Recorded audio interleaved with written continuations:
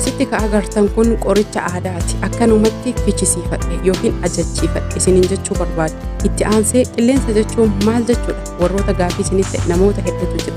Isaafis deebiin viidiyoo kana keessatti hanga xumuraa yoo daawwattan argachuuf deettan. Itti aansuun qilleensi eessan nama seenu? Qilleensi akkam warroota jettaniifis deebiin asuma keessa jira. Qilleensi kallattiin inni ittiin nama seenu kallattii marsaan laguu namatti dhufu qaama saalaa shamarranii yookiin kallattii daa'imni ittiin gadi bu'uun kan nama seenu. Warroonni hin beekne barachuu akkasuma ammoo warri beeytanis wal bira dhaabbannee wal yaadachiisuu wal barsiisuu haa ta'u isiniin jedha nutti haa baratamu. Kanas tahee sanis tahee qorsa badamoo hin badu eeyyenni bada maaliin bada qorsa isaatu jira yookiin akkaataa fayyadama wantoota waan kanas tahee waan barbaachisaa ta'e yoo fayyadamne ni bada yoo hin fayyadamne hoo akkasumatti taahee kan nu dararuu fi kan nu yaachisu kan nu saalfachiisu ta'a. Asumaan gara viidiyoo Razaan Ooroo subscribe like share. Assalaamu alaykum wa rahmatullahi wa barakaatu. Ashamaa harka fuun hordoftoota fi kabajamtoota Razaan warroonni amantii biraa qabdan jirra jirtu isiniin jedha. Hordoftoota fi kabajamtoota kiyya hedduunaaf galatoomaa isiniin jedha. Ammas like share subscribe gochuu warroonni maatii koon tahin wajjin tura. Warri maatii koo taatan viidiyoo koo daawwachaa akkasuma hiriyoota keessaniif share godha. Like gochuun viidiyoo koo hanga xumuraatitti ilaalaa irraa fayyadamaa isiniin jedha. Har'a ittuma fufee jira waa'ee qayyaa yookiin waa'ee shamarranii hoksisaa qaama saalaas tahee akkasuma ammoo walumaa galatti shamarran keenya kan miidhamaa jiran keessattuu biyya ambaa taahanii haala aarfannas tahee akkasuma namoonni tokko tokko jechuudha. Qayyi akkuma baratame aadaa Oromoo keessattis tahee aadaa biraa keessatti intala yookiin dubartii abbaa manaa qabdu takkaaf eeyyamama. Garuu fayyaaf jecha karaa naannahaatiin yookiin kallattii amma saayinsiin aadaa kana fuudhee gara ammayyaatitti ammayyeessee haala seera qabeessa taheen saayinsiin fide kan fayyadamnu taha. Isaan keessa qorsoota kaleessa viidiyoo isiniif hojjadhe qayyarratti dabalatee jira. Akkuma asitti agartanii kan hundi qoricha aadaati. Qoricha aadaa ajachiisee yookiin bitee kan ofii kiyyaa fayyadamuudha. Dhugaa rabbii san jechuudha. As keessa baay'eetu jira. Keessattuu warroonni biyya Arabaa jirtan yookiin shamarran keenya dubartiin keenyas akkasuma dhiironni keenya obboleeyyaniifis tahee akkasuma haadha manaa isaatiifis tahee fira isaatiif qoricha kana eessaa argadhaa biyya Arabaa keessatti kan jettuu fi axxaarraa jedhama yookiin ammoo mana qorsa aadaa keessatti argama. Itti aansuun jechuudha. Walumaa galatti mana qorsa aadaa yookiin axxaarraa jedhamee kan argamuudha. Achi bitadhee jechuudhaan qoricha kana mara.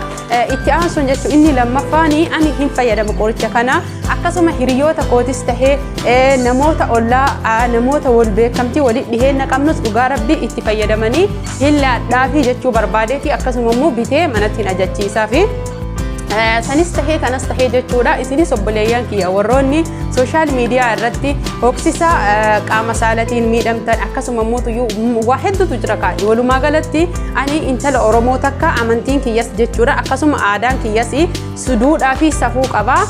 Waan hin taane dubbachuus tahee akkasuma ammoo waan hin taane hojjechuu aadaan kiyyas amantiin kiyyas na dhoorga. Alhamdulillahi rabbil aalamiin. Amantii kiyyaanis nin boona aadaa kiyyaanillee nin boona jechuudha. Kanas tahee sanis tahee garuu fayyaa irratti hojjechuus tahee barsiisuunis barachuunis dirqama amantii kiyyaati dirqama sabummaa kiyyaati jechuudha. Obboleeyyan kiyya shamarran hedduu kan rakkataa jiran jechuudha. Waan kana dhugaa rabbii jechuu gaafiin keessaan malee kan gaafatamaa jiru isinii deebisuu dadhabuu kiyyaaf asirratti yoo na dhageettan na of kolchaa isiniin jedha. Garuu dabareedhaan anis nama mana Arabaa hojjedhu viidiyoo isiniif hojjedhee jechuudha. Kallattimaan waan tahe guutuu isiniif gadhiisa isin ammoo achirratti hordofuudhaan irraa fayyadamuun inshaallah inni fayyadan jedhee abdiin qaba. Amma obboleeyyan tiyya warroota mana Arabaa jiran akkamitti fayyadamnaa akkamitti hoksisa qaama saalaa tahee akkasuma baakteeriyaa faangasii garaagaraa ofirraa balleessuu dandeenya.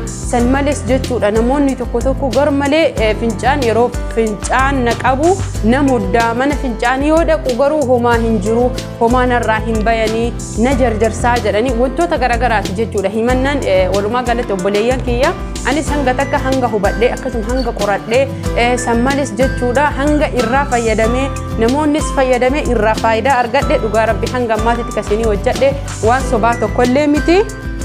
Irraa fayyadamtanii arguu maltanii ani asitti kana akkuma isin asitti argitanii qoricha kaleessaa san kana fixuu ga'e walitti naqee jira. Inni isa kana jechuudha. Walitti naqee fayyadamee jira. Inni as keessaa kuni soo qiddaamii fi arabiidhaan shabbaa jedhama qorichi kuni akka cabbii jira adii isaatii guddalleen hin jira suuraa isaa inshallah ta'ala isiniif kaayaa yoo argadhe jedhe an isa kana karaa hedduu fayyadama jechuudha dhugaa rabbii inni kun cabbiin kun yookiin ashabbaa arabiin jedhan kuni qoricha ajaa'iba shamarraniif dhugaa rabbii jechuudha dubartiif uumame yoo jedhame hin danda'ama jechuudha san malees jechuudha warroota dhiiraa kenna dubartii qofa osoo hin tahin bobaa isaanii jalatti kan fooliin isaanii garmalee dhahu akkasuma shamarran kenna fooliin isaanii garmalee kan dhahuufis baay'ee kan barbaachisuu fi akkasuma fayyadu irra caalaa jechuudha shamarran kenna fi waa hedduu fayyada cabbiin kun jechuudha yookiin ashabbaan kun kan inni fayyadu fuula keenya gogaa keenya akka nishuun turre godha bobaan keenya akka ajooyne godha akkasuma qaamni saalaa keenya foolii garagaraa akkasuma mootuyyuu arraa kan kahee qaama saalaa keenya sirreessuuf yookiin rattabuuf tartiiba irratti deebisuuf akkasuma dubartii deettee kaate yeroo dayaasan waan hedduutu nama mudata obboleeyyan kiyya ani nama dahee ilmoo qabu nama waan isiniin jedhaa jiru kan argee irraayis fayyadame alhamdulillah bu'aa isaa argadhe yeroo dahanii ka'an jechuudha baay'ee kan hedduu nama gargaaru dhugaa rabbii jechuudha haawwatiin keenya duraaniin qayya waan godhataniif faayidaa qayya isaanii san an argee jira qayyadhes argee jira haa ta'u garuu qayya biyya ambaa keessaa waan tahee jecha baay'ee akkasitti illee na fayyaduu baatu faayidaa irraa argadhe itti aansee jechuudhaan hanga har'aatti akkuma isin argitan kana laastikii kana guutuu waliin naqadhee fite qoricha kanneen jechuudha haala kaleessa isinitti himeen haala aarfannaatiin isin aarfadha tokkoffaa shamarran biyya ambaa jirtanii mukayyafnuu qilleensaa mataan isaa jechuudha yeroo marsaan laguu isinit dhufu qilleensi isin seena qilleensa irratti qilleensa jechuun maal jechuudha kan jedhaniifi qilleensa jechuun jalqaba irratti shamarran keenya yeroo dahanii ka'an jechuudha osoo hin dahinis qaamni isaanii dura furdaa ture booda sanii garmalee yoo kan huqqatanii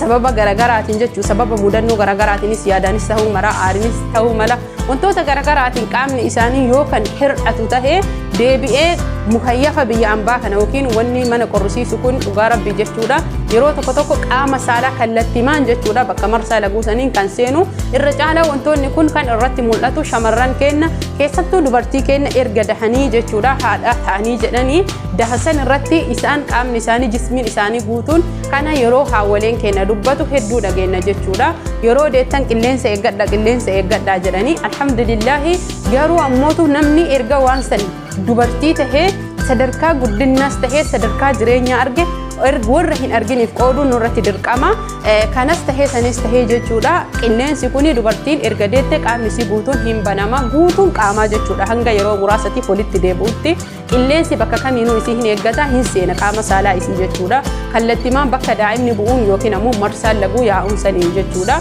booda sanii gaafa qaamni isii walitti deebi'ee jedhe qaamni isii kun waan yeroo san qilleensaheef yookiin qilleensi seeneef yeroo isiin bakka jechuun ol kahee gattaa'a jettullee sagalee baasa sagalee jechuun akkuma isinuyyuu komantii irratti sagalee jechuun kanagalee hafuura jechuun dhuufuudha jettan san sagalee akka dhuunfuu baasa garuu isiin hin dhuufne waan takkallee miti jechuudha isiin normaala walumaa galatti nama fayya qabeettidha homallee dhukkubanii qilleensi waan seenee jedheef qilleensi sun yeroo isiin ol jettu ol deebi'a isinii galeemi yeroo isiin gajjettu gadi baha jechuudha maaliif qaamni namaa kuni akkuma isin beeytan walitti qabamaa yookiin walitti cufamaa waan ta'eef jecha sagalee kenna waan kamiyyuu jechuudha fakkeenyaaf kuwaazii wayii yoo akkanatti walitti cuuphitanii sagalee wayiitu ba'a garuu yoo gadhiiftan akkas jechuudha kanaaf waan akkasii irraa warroonni hin argin dhugaadha hin argine warroonni hin dhagahin illee hin dhageenye warri wanni kun qunnami hin himatu nama biraa dhiisa abbaa manaa ofiititti hin himatu hiriyaa ofiititti hin himatu maaliif jennaan namni martuu hin dhoysa hin sodaata waan ta'eef natti kolfan bakka qaanfii irraa kan kahe jechuudha kan dhoysaniifi kanaaf hordoftoota fi kabajamtoota kiyya ani qorsa hedduudha jechuudha kan ofii kiyyaa fayyadamu itti aansee waa hedduutu jira ka viidiyoo isinitti waan dheeratuuf jecha asumatti gabaabsee dabareedhaan yoo isiniif dubbadhe irra naaf caala warroonni gaafii qabdan gaafii keessan koomantiidhaan yaada keessan naaf laachuu akkasuma ammootuyyuu warroonni qeeqa qabdanis qeeqa keessan koomantiidhaan naa laadha akkasuma laayik sabskiraayib sheer gochuudhaan anallee gargaara isinis uf gargaara irraa fayyadamaa isiniin jedha asumaan hanga viidiyoo biraatii walitti deebinutti turtii gaarii garuu qoricha kan itti fufuta.